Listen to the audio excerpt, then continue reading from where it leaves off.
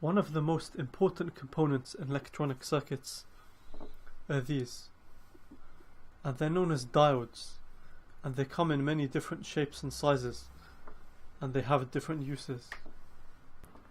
Now, diodes are very important. In an electrical circuit, they work like valves. They let the water, or in our case, the current, flow in one direction, and they stop it from flowing in the other direction. Now, how does a diode actually work? The most common type is known as a semiconductor diode. Now, semiconductors are materials that can have the properties of either insulators or conductors. And by mixing the amount of impurity, known as a dopant, we can control the way the semiconductor allows the current to flow. So in the typical semiconductor diode, we have something like this. Now, it's called a PN junction. We have layers of P-type material and N-type material. And with this PN junction, the diodes are given a very high resistance to the flow of current in one direction and a much lower resistance in the other direction. One important thing to remember is that diodes like this are polarized. If you can see, there's a stripe on one end. This stripe corresponds to the cathode or negative terminal. The non-striped end is the positive terminal or anode. And likewise on the electronic circuit symbol for the diode, we have a triangle. This is the anode and the cathode, if you can see here. And remember, the current flows from the anode to the cathode. So because diodes are polarized, they have to be put in the circuit in the correct direction or they won't work. So we can think of a diode as an angry policeman managing a traffic jam. They make sure the flow of current can only go in one direction. And this is useful for protecting electronic components that get damaged when they're connected up to the power supply in the wrong way. Like when we put the batteries the wrong way around in a torch or something. There are many different types of diodes. These are two different types of Zener diode. Now, what happens normally, a diode can only work up to a certain voltage, and the voltage that the diode can reach is known as the breakdown voltage. But Zener diodes work so that when the breakdown voltage is exceeded, the current can flow in the opposite direction without damaging the diode. Now, these ones are particularly large Zener diodes, that is, they can handle a good amount of power.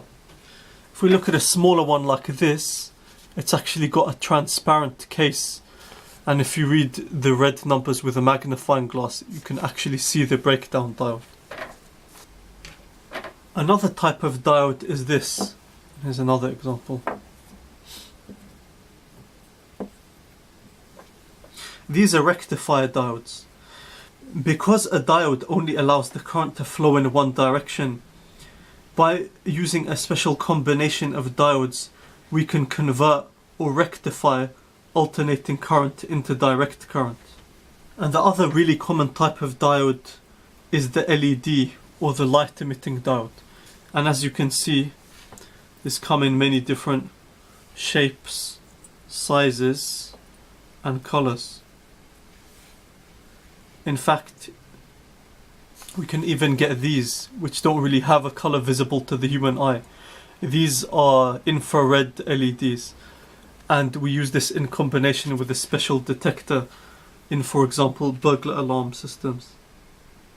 Now, LEDs don't really have labels, but this, as you can see from the stars, is a standard 5mm LED, which is often used in electronic projects. LEDs, as with any diode, have a positive and negative terminal, and they need to be hooked into the circuit correctly or they won't work properly. So with an LED like this, there are two basic ways to tell which terminal is which. If you can see, there are two legs here. One leg is shorter than the other. The longer leg is the positive terminal or anode, and the shorter leg is the negative terminal or cathode. And the other way is, if you look at the head, the side with the cathode is flat here, and the side with the anode has a round shaped head. And lastly, we can get these. Now, if you can see, these LEDs are quite special.